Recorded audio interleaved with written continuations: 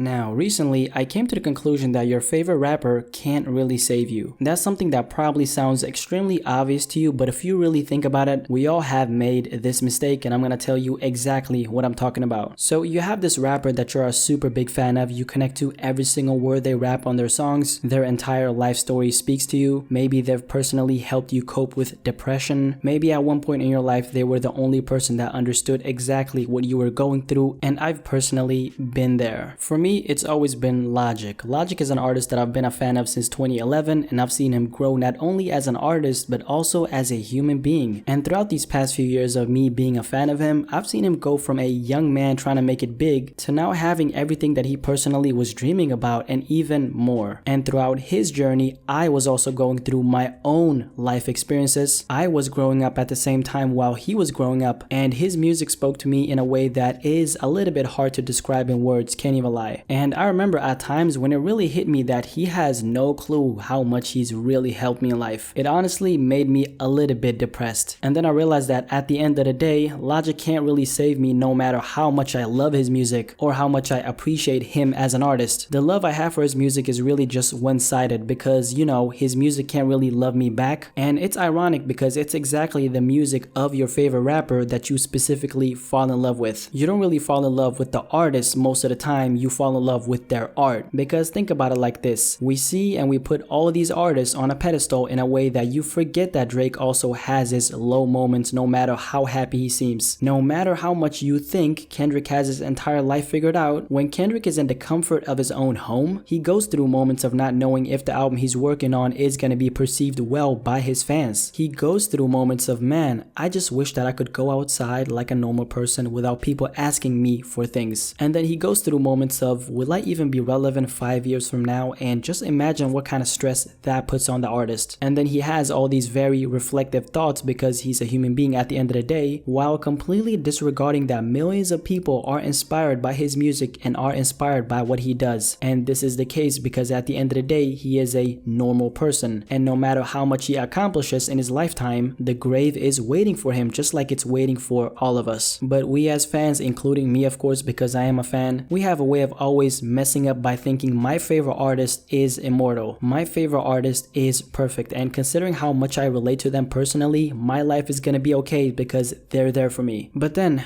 something like XXXTentacion passing away happens, and everybody can't really believe it to the point of making up some crazy conspiracy theories that he's not really dead and this entire thing is just all a hoax. He's not immortal and he's actually gone, and he's the one who needed to be saved. So save me.